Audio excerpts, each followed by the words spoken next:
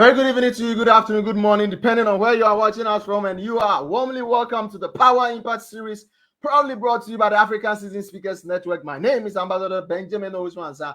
It is a pleasure always to have you here on board, and today is going to be a wonderful thing because today is going to be our last section for celebrating the Cybersecurity Awareness Month, and that is not the end of awareness creation for cybersecurity. We are going to have other series of cybersecurity awareness that we're going to carry out throughout the year till next year, God willing, October, where we're going to celebrate big time the cybersecurity awareness creation again. So this month was dedicated solely by the African Citizen Speakers Network to awareness creation for cybersecurity, because this is our month for cybersecurity awareness creation. And hey, we've not forgotten about also breast cancer awareness. We're doing all this awareness in the month of October. So welcome to the Power Impact Series. It's going to be a wonderful thing. Last week was so powerful.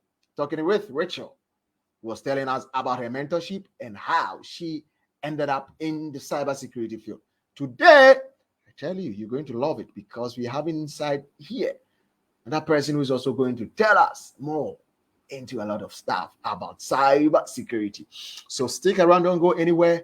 Right after this break, we are going to show to you who our guest is for today, and then we get roll. So stick around, don't go anywhere. Need a spark to kickstart your innovation? Looking for thoughts and talks to get things moving? Wondering how to navigate a future full of change and uncertainty? With the eye-opening stories of digital disruption, extreme customer centricity, organizational innovation, and global shift, our collective of speakers, MCs, and moderators will shift your perspective. Meet our speakers. For booking and interviews, contact us on 0246 054092 or send us a mail info.accessnet@gmail.com. You can also follow us on all social media channels at AccessNet Global, African Seasoned Speakers Network, influencing the next generation of Africans. Right, influencing the next generation of Africans. Welcome to the Power Impact Series show. Today is still on the cybersecurity awareness creation, and hey, I'm loving the person in the house today, and I'm loving you also that you're joining us. Get into the chat area. Let us know where you are connecting us from. Let us know your name, and hey, keep your questions ready for our guest today. It's going to be a wonderful time. So share the link. Let others also come in here. This is our last session or our last one for the cybersecurity awareness creation. This is our last episode. So if you missed all the episodes from the beginning of this month, October, you don't have to miss this one. And if other people also missed it up, hey, they don't need to miss this one. Share the link. Let them have it. Let them join this discussion. You are going to love it. It's going to be a wonderful thing. All right. So right about now, we are going to have our guest for today. And I know you're going to love our guest for today. So straight in here, our guest for today is a cybersecurity analyst, and he works with Ocran Bureau. He has been involved in high-profile security assessment assignments in the financial, insurance, and governmental sectors. He is passionate about cybersecurity, or passionate about he's a passionate analyst who donates his skills to others through security awareness training and workshops. Our guest holds several professional certificates from reputable bodies such as MAL2 and Interpol. Our guest is an alumnus of the Kwame Nkrumah University of Science and Technology. And from today, our guest is an alumnus of the Power Impact Series. Ladies and gentlemen, if you are ready, because I am ready, I'm so excited because it's going to be a wonderful time in here. Help me welcome for the very first time onto the Power Impact Series, cyber analyst, an analyst who has been involved in high-profile cyber-related cases. Ladies and gentlemen, all the way from Ocran Bureau, let us welcome our guest for today, Reindolf Ocran Boadu. That is the man I'm talking about. Reindolf, how are you doing? I'm doing well, yes, yourself. I'm doing perfectly good. Seeing you alone gives me a lot of analytic ideas. Well. So I did a little bit introduction of who Reindolf is.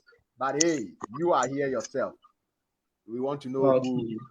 I will just ask you in some short words. Who is Reindolf? Yes. All right, so Reno is a cybersecurity analyst with E-Crime Bureau, which is a cybersecurity firm which has operated in Ghana for the past 11 years. So at E-Crime Bureau, I engage in vulnerability assessments and penetration testing, and I'm also a SOC analyst with E-Crime Bureau. You've said a lot.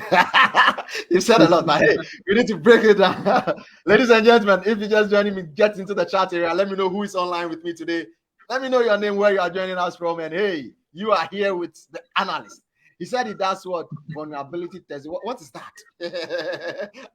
Are we vulnerable sitting here? What is that? Let us know about that. What is vulnerability testing? And then before that, what is E-Crime Bureau? I mean, someone is asking, what is E-Crime Bureau?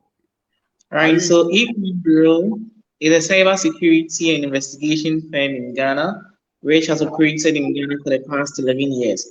And so E-Crime Bureau offer consulting services to institutions. And so if you want to protect your digital infrastructure, digital assets, then you will need an institution like E-Crime Bureau to help you. And we also provide capacity building through trainings. So we do train people who are interested in the cybersecurity field.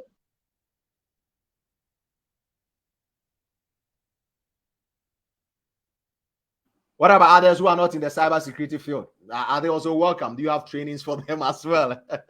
Yeah, they are also welcome. So we also train people on cybersecurity awareness. So for instance, this month being the month of cybersecurity awareness, we've been training people on certain things that they have to know as far as cybersecurity is concerned. And because of the growing dependence on digital technologies, so cybersecurity is not just for the professional, but then everyone has to know one or two things about cybersecurity. Right, everyone needs to know one or two about cybersecurity, and that is why we are here this evening, afternoon, or morning, depending on where you are joining us from, to know one or two. But as far as you are going to know 3, 4, 5 things about cybersecurity today, yeah, because Reindolf is going to tell us all about all that we need to know. How is the cybersecurity landscape in Ghana? How does it look like from where you are sitting, from E-Crime Bureau? You do a lot of training, you do a lot of analysis on the financial institution, insurance, and you've worked together with, high-profile agencies like Interpol. How is the landscape in Ghana looking like? Is it that we have about 80% of the population aware of cybersecurity attacks and that, or how's the landscaping like in Ghana? Then maybe we can, project it to Africa. All right. So, when you compare this year to like maybe 10 years ago, then I would say that it has been a tremendous improvement in the cybersecurity landscape. Some time ago, cybersecurity was just a thing for a few people, but now I think more people are becoming aware of cybersecurity, and several organizations in the country are also taking cybersecurity awareness very important by training their employees on it. And so I would say that Ghana is doing very well as far as cybersecurity is concerned, but there is also more room for improvement. There is more room for improvement by our analyst. Okay. But you see, sometimes when you're talking about cybersecurity, people or most people feel that cybersecurity is actually for the corporate world. It's only for companies. What about individuals? What should we think about cybersecurity? Because hey, what do I have that I have to think about cybersecurity? What do you have to say about that? All right. So let me even use a case study to answer this question. I'm sure yourself and most of the people on this call have gotten to know of this WhatsApp account takeover. And I think recently there has also been an increase in Facebook account takeover. And with the Facebook account takeover, one thing that I've realized is that after these criminals have taken over your Facebook account, they start posting exotic content, like you know those kind of, yeah. So that alone, imagine if one day a friend of yours just went on your Facebook or the person sees that you posted this thing, it's just and that's on your reputation. And so cybersecurity is something that we all have to take it serious. When someone also take over your WhatsApp account, the person then begins to use it to send things. And one incident that we resolved, for instance, after someone had taken over someone's Facebook account, the person started asking for money from his friends, and some of them gave the funds to the person. So they thought their friend was owing them, but that person hadn't done anything. And so cybersecurity is something that we have to take it very serious, because it has a lot of consequences when you don't take it very serious. Right, so it's not just for the corporate world, an individual to, because the example you just cited, I think it's happening now. I think it's the norm of the day back here, especially Facebook accounts. You just get a notification that a friend has posted something, or a friend has tagged you, and you go and see, and it is adult explicit, videos or pictures, and instantly you start thinking some way or in some kind of line about the person. And you want to say that this things that is happening, the person or the owner of the account has no idea about these postings that is going on.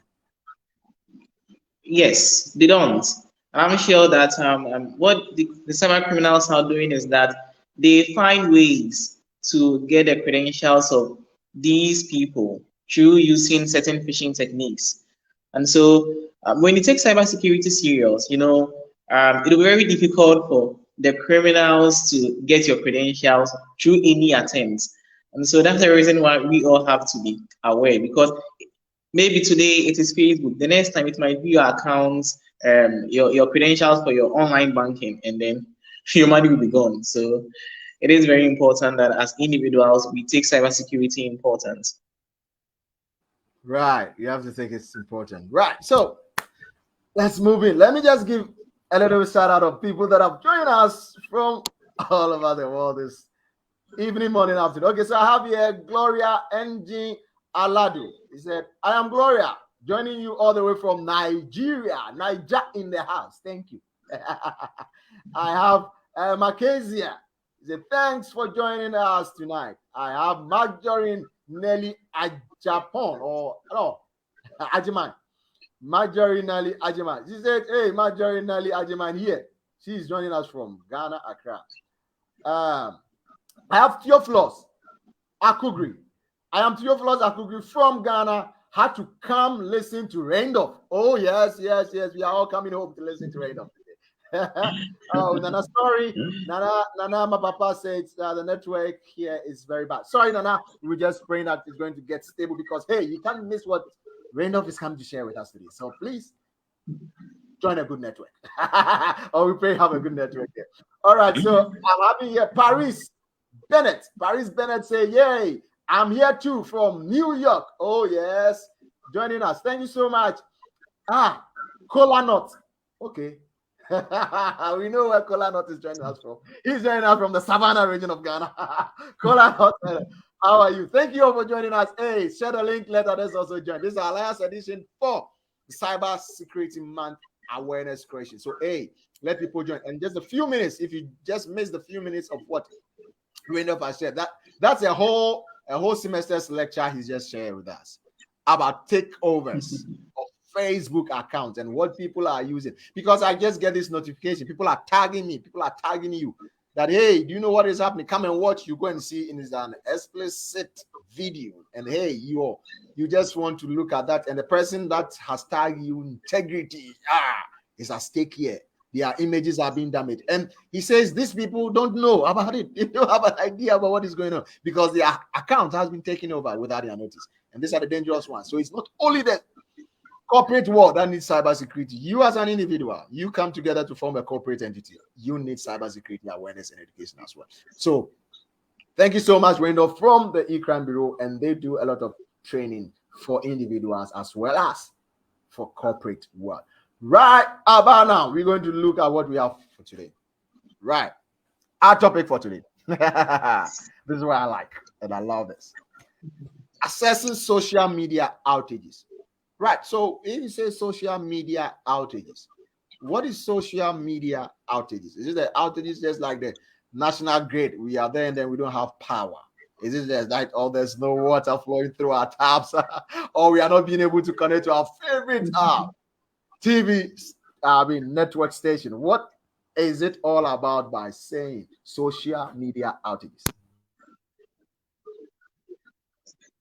All right. So just as the word outage, the word outage is used to describe when a particular service is unavailable or is down. So, for instance, when there is a power cut, we mostly say that there is electricity outage. So, outage is just a period of time in which particular service is down. So, social media outage in this case is when at least one services of a social media platform is down. So, let's say you are on Facebook and then you can't send messages. Then, yeah, there has been a particular outage. Recently, I think on Tuesday, there was WhatsApp outage where where no one could send a message. When you send a message, it doesn't get delivered, and then we couldn't send or receive messages. And so that is what social media outage is, right? When at least one or more services of the social media platform becomes unavailable. Oh, really? So, people were buying a lot of data because they said their data has been exhausted during the week. It happened to me too. I think it was around 7 a.m. and then I wanted to go on WhatsApp and see the messages I had to reply. So I replied the messages that I had to reply, and I realized that it had not ticked. And I was like, wow, but I'm having data. So I was connected to a Wi-Fi, and then I had to restart my router. I realized still the thing wasn't getting delivered. I went to Twitter and I realized that WhatsApp was down. Right. Because during the week it was a hectic time, people. And the funny thing, I was wondering why people quickly thought that, hey, it's a data issue. Because WhatsApp messages are not going through, you're not receiving, and people were rushing to top up data and stuff. What is the lesson in here? What should you do? Should you have this, or should you experience this kind of outages?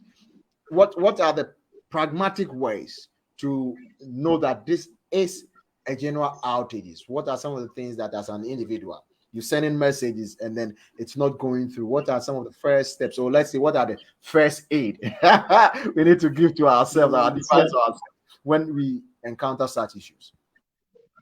All right. So I think the easiest way that you can find out whether it's not a problem from your end, but the general problem is to try accessing other applications which use internet. So when you are try accessing those applications and then they work, then you know that, okay, it is not an issue with my internet.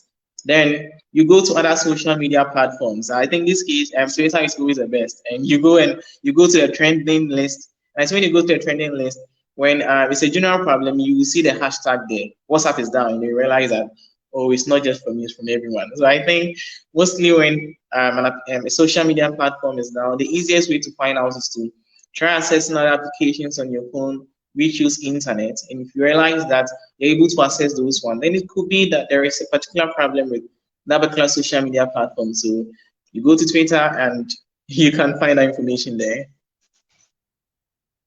Right. So just do a cross check with other media or social media platforms and see if this is down or it is from your end, then you can pick it from there. All right. So, but what impact does this cause? So, what impact does this cause in the cybersecurity aspect or cybersecurity concern when we have social media outages? What are some of the impacts, cybersecurity concerns concerning these outages? All right. So I'm not even going to begin from the impact it has as far as cybersecurity is concerned, let's talk about the general impact of social media outages. Okay, so I'm sure most of us here remember the outage which took place on last year, 5th October. It wasn't just WhatsApp which was down. I think 5th October, it was the evening time, I think from 7 p.m. WhatsApp was down, Facebook was down, and then Instagram was down. Do you remember that incident? It happened last year. Yeah. I mean, all of them went down. Yeah, true. And that outage lasted for 6 hours. And just those 6 hours that there was that outage, Facebook lost about $61 million in ad revenue. Facebook, Instagram, yes. Please come again. How much did Facebook lose during that outages? Please come again. All right. So during that outage, I think, let me start from here. The shares of Facebook dropped by 5.4%. And then Facebook lost 99.7 million in ad revenue. $99.7 million in ad revenue. And then the owner of Facebook, Facebook, Instagram, and WhatsApp is now owned by Meta or Meta, right? And the owner of that company, which is Mark Zuckerberg, his net worth dropped by $7 billion. $7 billion. Just a 6-hour outage. and then Bloomberg, I think Watchdog NetBlocks, they have reported that whenever Facebook is down for an hour, when Facebook gets down every hour, $160 million is wiped away from the global economy. So what really is causing this? What is causing this huge sums of money to be wiped off? Because I'm not chatting with somebody, or is it because we're chatting? That's where they are getting their money, or what is making them get their money that it's down for just an hour and they are losing that huge someone's GDP? All right. So let me ask a question. Have you recently purchased anything from an online store? Oh yes, we do. Where did you see that thing? Where did you see that thing before you made pictures of it? It was through social media pages, yeah.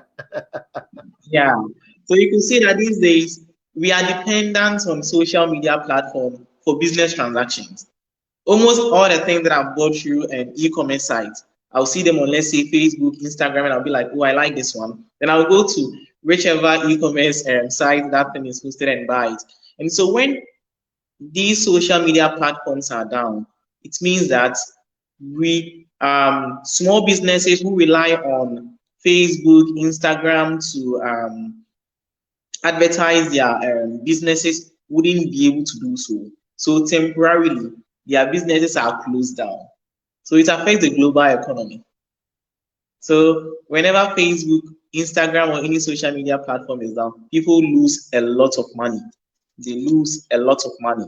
All right. So that is one of the greatest impacts of social media outages. And one of them is that communication ceases. These days, WhatsApp call, for instance, is very inexpensive as compared to the normal call. But I think those of us who have relatives outside Ghana, we can testify to the fact that they don't call us through the normal call again, but it's through WhatsApp now. So for that 6-hour period, if you have to talk to someone, if you have to send message to someone, it wouldn't have been possible. And then there are several messages which are transacted through WhatsApp platforms and the rest. Even certain organizations, they have WhatsApp platforms that they use to communicate with their workers and the rest. And so maybe during that time, there was supposed to be a meeting, you needed to send someone a venue, and that was the only platform we were having. It meant that there wouldn't be any information delivered. So it had a lot of outages. And then one of the most difficult one which was to take was, we have something that we call federated authentication. So let me explain what federated authentication is. I'm sure when I explain it, you realize that we've all used that before. Sometimes when you are logging on to different applications, You can see something like log in with your Microsoft account, log in with Facebook, log in with. I'm sure you've seen something like that before. Most definitely, almost all the time. Yeah. So when Facebook was down, what it meant was that all other applications that you needed to log on using Facebook, you couldn't access that one too. Maybe let's say your bank account, like you log on to your bank account using your Facebook account. It means that if your Facebook account is down, you can't access your bank account. So you could see that it caused a lot of issues. And then, in cybersecurity, I think when everyone is being introduced to cybersecurity, there is a basic concept that we teach. That is a CIA triad. I'm sure Sir Benjamin, yeah. Right, so with the CIA triad, for those of you who might not know, the C stands for confidentiality, the I stands for integrity, and the A stands for availability. And this is a basic concept on which most security applications are built.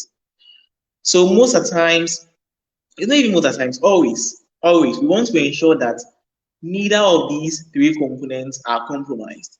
When any of them is compromised, then it means that there is an issue. So for instance, confidentiality. When someone is able to take over your account, if someone is able to log on to any account that you have, it means the person is going to have access to your information. So your confidentiality is what?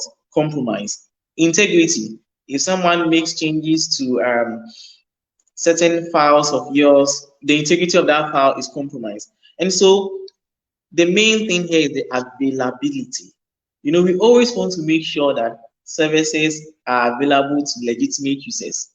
And so when any social media platform is down, when there is a social media outage, it means that a very great component of the CIA triad, which is availability, is compromised. And then it becomes a concern for cybersecurity experts because availability is gone. People can't, legitimate users can't access the application. And so these are all the impact that social media outages have on us. Wow, I'm just listening to all these things, and Abna is bearing witness with me. Abna to Bra says, "Wow, nice discussion." Because hey, I'm not the one feeling it alone. Because you've made mention of numerous things. Logging into your bank accounts using your Facebook, because that's how you've linked it up. And I'm a bit scared in here because that is how you log into your online account. Because sometimes you don't want to go through that process of putting in your password and then your username and everything. So everything has been cached in there, everything has been saved in there, and you want to log in through your Facebook account. So my fear is that now, if that Facebook account is hacked, what has happened to you? Yeah. That's a question we need to look at. Yeah. So Mackenzie says, if Meta lost such amount, then how much money do they make in a day? She's wondering because if they are losing that amount, how much are they making in a day? Wow, that's huge. That's huge in there. Okay. Yeah. So the availability part is what we just looked at. Social media has become, our lives in a way has become dependent on the social media applications or social media, pages and stuff. So if it goes down for just an hour, that is the amount of money people are losing.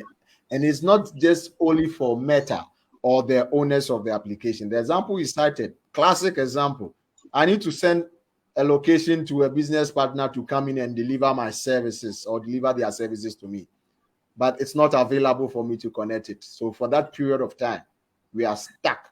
1 hour, money gone. What do we need to do in these situations? All right. So what I would say is that don't put all your eggs in one basket. And so there has to be diversity. That is the main solution here. There has to be diversity. You don't have to rely on just one social media platform for your businesses. So let me cite this example. I remember the October 5th social media outage last year. I have been on Telegram for some time now. During that time, I think my contact list, more than 100 of them downloaded Telegram and joined Telegram that night. Everyone was joining Telegram because WhatsApp wasn't working, Instagram wasn't working, Facebook wasn't working. So the other options was maybe you getting Twitter or getting Telegram. And then you could see at that time almost everyone was joining Telegram, So as business operators, what we have to do, or even as individuals, what we have to do is that we don't have to, just depend on one social media platform for communication or for business related activities.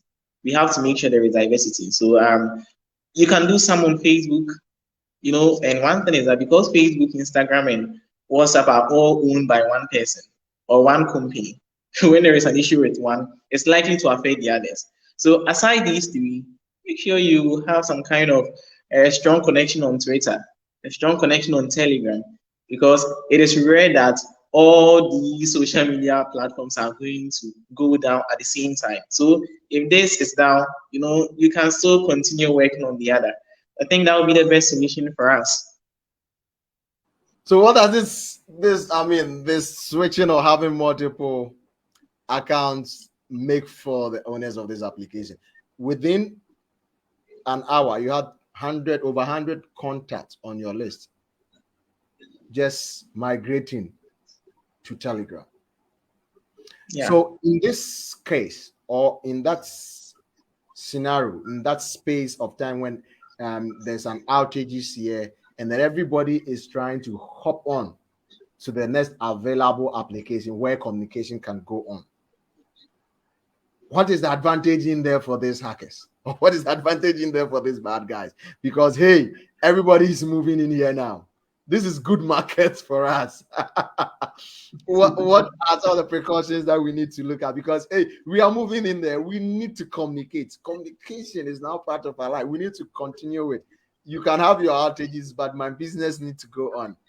In moving to these other applications, what are some of the measures that needs to raise our antennas and going in there? Because, hey, now you are wounded. All you need to do is you want communication. But in doing that, what are some of the things we need to look out for in doing that great migration? All right. So, when something like this happens, then, the criminals, their modus operandi, right? Their way of doing things changes. Mostly when you see these kind of phishing messages, an example of a phishing message can be, sometimes you see a message and it'll be like, this government, maybe government of Ghana, government of Nigeria is distributing this amount to the youth, is distributing this. And most of the time the links in there are mostly phishing, either to phish your credentials, to phish some personal information about you, and a whole lot. So when these things happen, then the targets of the criminals change. They don't target people on WhatsApp again. They start targeting people on the other social media platform. Hardly will you hear that someone has taken over someone's Telegram account. No, because people know that most people don't really do a lot of great things there. And so hackers like where you are most resourceful or useful or most engaging, and then they directly attack them. So when this thing happens, it means that when you move on to these other social media platforms, make sure you take precautions. Just like how when you see those kind of application messages on WhatsApp, you are advised not to be clicking on such links. When you move to a different social media platform like Telegram, make sure you observe the same rules there, because anything can happen. You just move to a different platform, but then if you don't protect yourself, you are still vulnerable to cyber attacks. If you don't protect yourself, you are still vulnerable to cyber attack. Because, hey, I'm just laughing because I'm like, yes, everybody is moving in there. And you see, the funny thing is, once there's that outages or there's an outage in a particular set of social media platforms, we are all trying to get to the next available one. And you see, most of us are getting there without knowing our navigation on those applications. And that's the truth. We don't really know, but it's just that we want to communicate. We just want to communicate. So, hey, let's get in there. And we are just clicking on any link that is coming because we need to install it. And I'm wondering if we are even installing the right application we are even going to use, because at that moment, everybody needs to connect. Are we downloading the right applications when there are outages? How will you even All right. know? How will you even know this is the right application I'm downloading? Because Reindolf is on this application. So okay, let's say Reindolf is on Reindolf app. I've not used Reindolf app before, but we are down, and I'm just seeing everybody talking about Reindolf app. What is the first thing I need to look out for before going in to download this app, which I'm not used to? Just like when COVID hit, a lot of people didn't know how to really maneuver using other communication applications. So it was a difficult time. Anytime you join any online meeting, you're going to have, hello, we're going to have a little bit of housekeeping and all those kind of stuff, you know. So in cases of these outages and stuff, what am I looking out for when I'm downloading or when I'm installing this other social media applications? All right, so I'll answer this question by introducing everybody here to something that we call a Trojan horse. A Trojan horse. And so we have something that we call a malware. And a malware is any malicious application which, when installed on your laptop or your computer, iPad, anything, it causes some disruptions to those devices. And so mostly a Trojan horse is an application which is in disguise. You know, you see it to be a legitimate application, but it has certain bad things that it does. So that is a Trojan horse. So when things happen like this, then the bad guys become happy because they can have a particular application which maybe, let's say, can steal your keystrokes. Like it can be a keylogger, it can access your location, access your contact, and the rest. The only thing that they need to do is to name it Telegram. So for instance, they can name it Telegram and then provide a link and then share it around that, oh, okay, if you don't have Telegram, click on this link to download Telegram and install it on your machine. So you do that, you install it, and then you realize that whatever the application has been developed to do, either to infect your system with a virus or anything, you realize that that thing is done. And so we advise that whenever you are downloading any application, it's not just even a social media platform, it can even be a banking app. We've been doing security threats intelligence, and then we realized that in the US, cyber criminals were able to create very close applications related to 7 banks. Like if, let's say, in Ghana, let's say cyber criminals are able to create applications like the Cow Bank app, let's say EcoBank app, UBA app, and the rest. And then they made people install it. So when you install it, the first thing you do is to what? Register and try to log on. So it could be that you've already registered before. So if you've already registered before and you're logging on, what will you do? You log on with your username and your password. And if they ask you, if let's say there is a multi-factor authentication on it and you are being asked to provide a token, you are going to do that. So the application is designed in a way that every input that you make is being sent to an attacker somewhere who will be using that to access the legitimate Cow Bank app or UBA bank and the rest. By the time you finish doing that, the person will use that to fetch your credentials and then log on to your main application using the right application that has been developed by the bank, and then be able to do any fraudulent activity they want to do with your online banking platform. So when you are downloading any application from Play Store, Apple Store, always check the number of downloads. Imagine you are going to download, let's say, Facebook, and then you realize that Facebook has been downloaded by 100,000 people. This should be a red flag because Facebook has about 3.5 billion active users. 3.5 billion. The whole our population is a little over 7.8 billion. And out of that, 3.5 billion people are active on Facebook. So Facebook has been downloaded by billions of people. So let's say you go to Play Store to type Facebook and then you realize that it's been downloaded by just 10,000 people, 100,000 people. That should give you a red flag that no, this is not a legitimate application. So always when you are downloading an application from Play Store, Apple Store, any store, check the number of downloads and then check the reviews. Check the reviews. And so when it comes to the bad applications or the fake ones, you realize that it will have just about 5 or 6 reviews. and all the reviews will be 5/5, 5/5, because mostly the reviews are done by the hacker and his friends. So everybody, oh, this app is good and the rest. But any legitimate app, you see thousands of reviews with some being positive and some being negative. So always when you're downloading an application on Play Store, Apple Store, check for the number of downloads, check for the reviews, and then make sure it is from a trusted source. And this mostly happens to those of us who like downloading free applications, crackers. Someone who wants to maybe download something like KMS equal to, crack Microsoft application. Yes, hackers know that we want the free things, and so they also make sure that they put the viruses and the malware in those free things. And so you download it, you install it on your device, you think you've been able to crack Microsoft activation, but what you don't know is that you've installed some Trojan or some malware on your device. So let's always be careful to download from the right sources, trusted sources.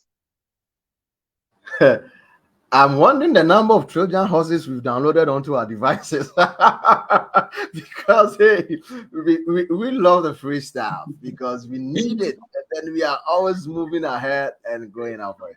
Okay, so as an analyst, from where you sit, where you're coming from, should someone do this unknowingly, thinking he or she is trying to get the code, the activation code for an application, and then just download these Trojan horses? What will let the person know that there is a Trojan horse or there is a malware sitting on their device? How will one know, or how will this person, or how does one detect that there is a Trojan horse or a malware on their device?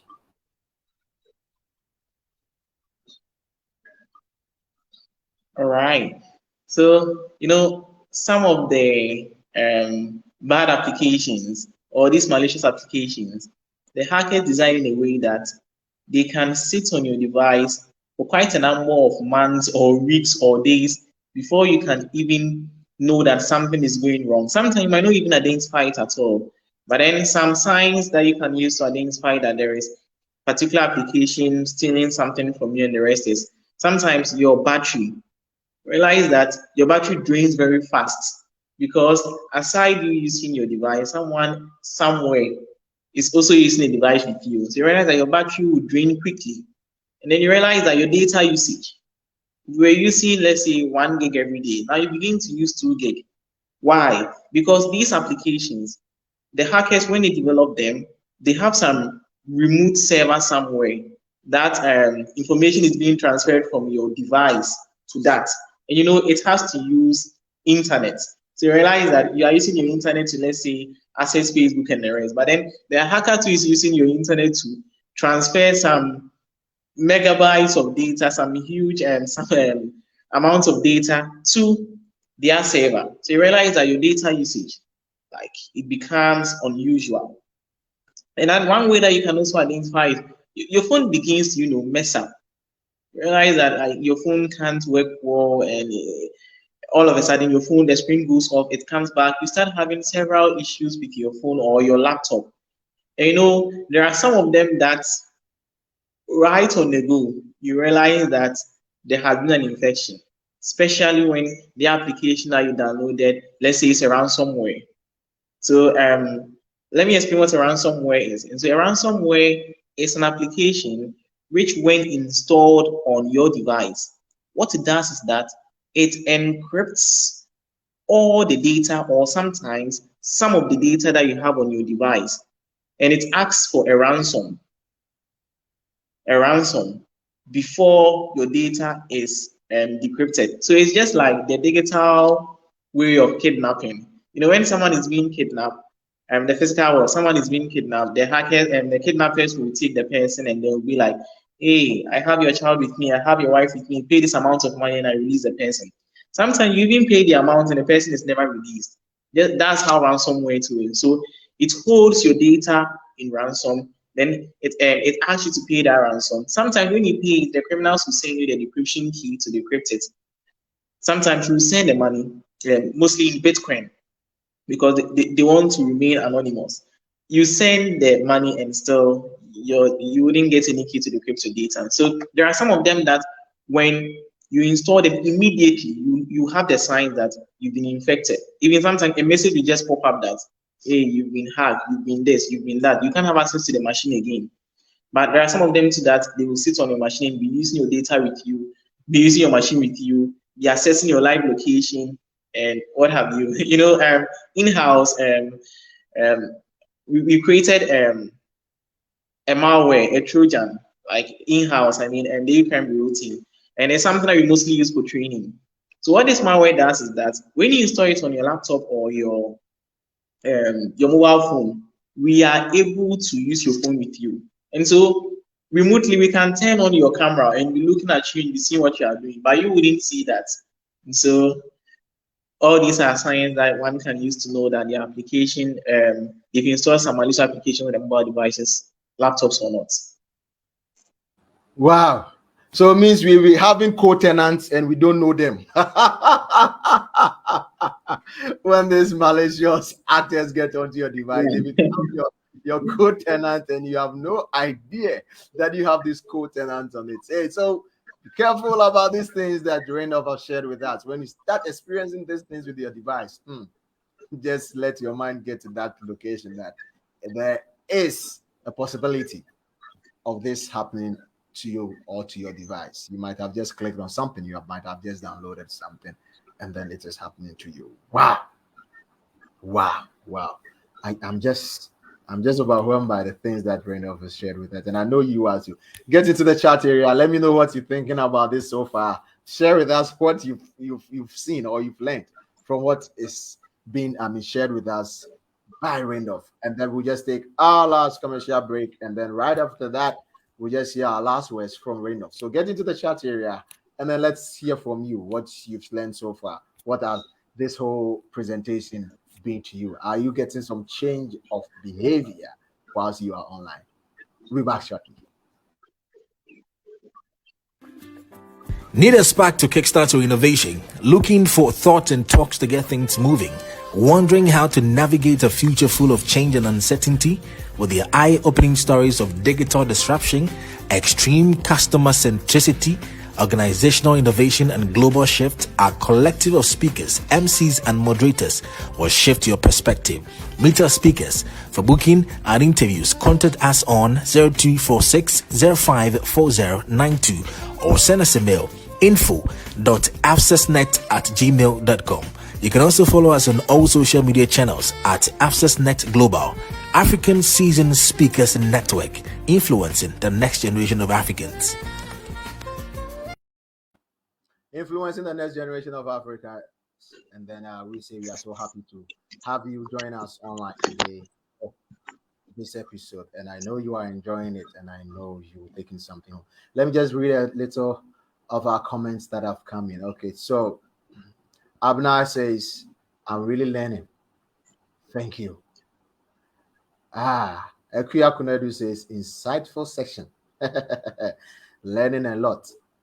And then Eze is giving us stamp ups. He said, no, I'm sure what that Reindolf has shared, it rings a bell.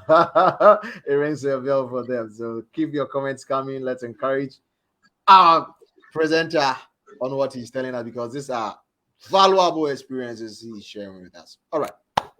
So we want to hear, before our last words, we want to just let Reindolf tell us a little bit about where he's working, his organization, Ocran, what Ocran does. And then, from what he said, I think you attributed most to Ocran. Let's know what Ocran does and what are some of your upcoming programs that you want to share with us for our viewers to take advantage of. So over to you, Reindolf.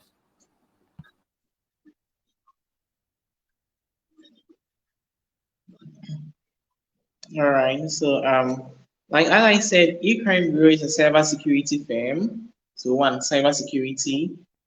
One, we are a digital forensic firm as well. And we are also an investigations bureau. And we are also a training bureau. So I'll explain what each of these service areas are. So when it comes to cybersecurity, what E-Crime Bureau does is that we do something called vulnerability assessment and penetration testing. And what vulnerability assessment and penetration testing is that as an organization, as an institution, it can be a small, medium enterprise. It doesn't have to be a big organization, right? As far as you are using computers to work, you will need to do risk assessment. So we assess the risks that you have by discovering vulnerabilities on your system, and then we try to exploit them. And after that, we provide solutions to them so that you fix them before a hacker leverages on those vulnerabilities to take down your information technology infrastructure. So that's one component. And we also have a component called Security Operations Center, SOC. So that one is just like you having a security guard, right? Who protects who oversees your house or any place that you have always. And so with SOC analysts, what we do is that we continuously 24/7 monitor the digital assets of all our clients, right? So that when there are any intrusion, we detect it right on the spot and then respond to it before it escalates into an attack.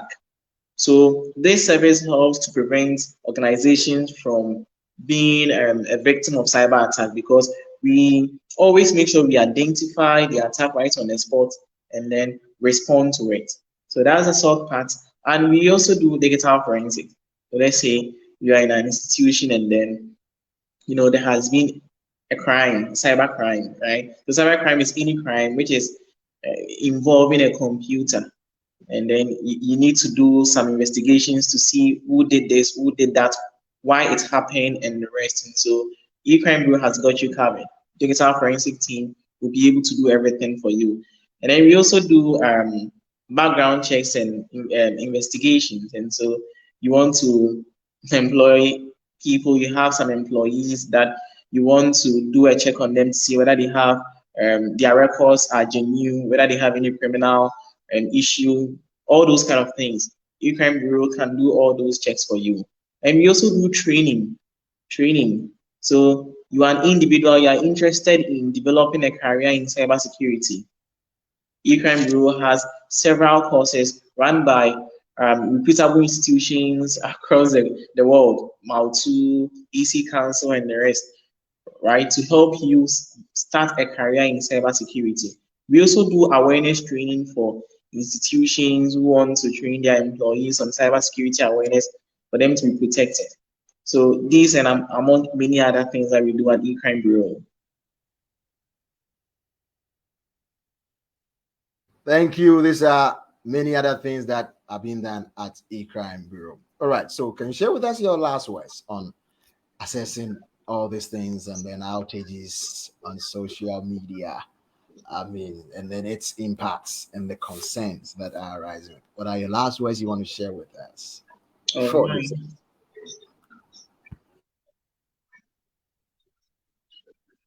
All right. So, social media is a very important tool, and we can't do away with it. It has come to stay because it's now part of our lives. I don't think there is any human being who is very energetic and can go about, let's say, a week without an exposure to a social media platform, because that has become the means by which we communicate, we entertain ourselves, we do business transactions, and a whole lot. And so while we are on social media, let's protect ourselves in there, because we even spend more time on social media than we spend in our houses or probably our workplaces. So while on social media, make sure you protect yourself. All right. So you protect yourself by making sure that all your accounts, you set two-factor authentication, so that even when someone uses phishing to steal your credentials, that person will still need a code before they can have access to your social media account. And then if you do businesses on social media, I know most of our ladies have been selling stuff and the rest on social media, right? And mostly use Instagram and the rest. So make sure you don't keep all your eggs in one bowl, right? Try and have some options so that in case one social media platform is down, you would be able to quickly resort to the other. So stay safe online. Make sure you set two-factor authentication, use strong password, and then make sure you explore, have other options. Don't just rely on one social media platform for your business or any other thing that you do, right? All right, thank you so much. I love it, one. All that has been said, you need to take advantage of all that has been shared to you. And as we do it always, we do have our hashtag for each episode. And then I know a lot of things that has been shared for today. But hey, this is what we're going to do for today. Our hashtag for today goes in there. That is it in the chat area now. It's co-tenant. You have the least idea the person you are having on your device. You are sharing your device with a co-tenant you have no idea about. Be careful about the things that you downloading, the free things that you are downloading. There is a co-tenant with you. You need to look for that co-tenant. So we want to say a very big thank you to Mr. Reindolf for joining us for this episode. We are saying that we are so grateful to him. And then to you that join us online, we are so grateful for making time to join us. And then, as we always do it, when we come to the end of the program, we share some tips with you. And Mr. Reindolf said it earlier on, having a strong password and also thinking of a multi-factor authentication or two-step verification. That's what mostly we do. But you know what the bad guys are doing with two-step verification? You see, two-step verification is a second layer of security that you place on your accounts. And most of the time when you are doing this two-step verification, you tag your SIM number to that authentication code. So when you log in and then it sends you the code or it requests for that second step authentication, it sends it directly to the number that you provide there. So this is what the bad guys are doing. When they try logging into your online account and knowing so well that you've set your two-step verification, they know the code will be sent to your device, especially if you've done it with your mobile device. It's going to send the code to your mobile device. So this is what they do. They initiate, or when they're about to initiate the attack on your online account, they quickly send you a message that, hello, Mr. Reindolf. I was the former owner of this number that you're using. And because I was the former owner of this number, I had to link my old email accounts to this number. But now I'm no longer using this number because I traveled out of the country. And then when I came back, the number has been reassigned to you. So I called you to let you know that I want to access that old email account of mine. But if I do it, it's going to send you the code because I did that authentication on that email account. So kindly help me out. When the code is sent to you, kindly send it to me through this number so that I can access that old email address of mine, because I have some clients who have sent some emails to that email address. You're a good person. I was like, oh, don't worry, that's a good thing.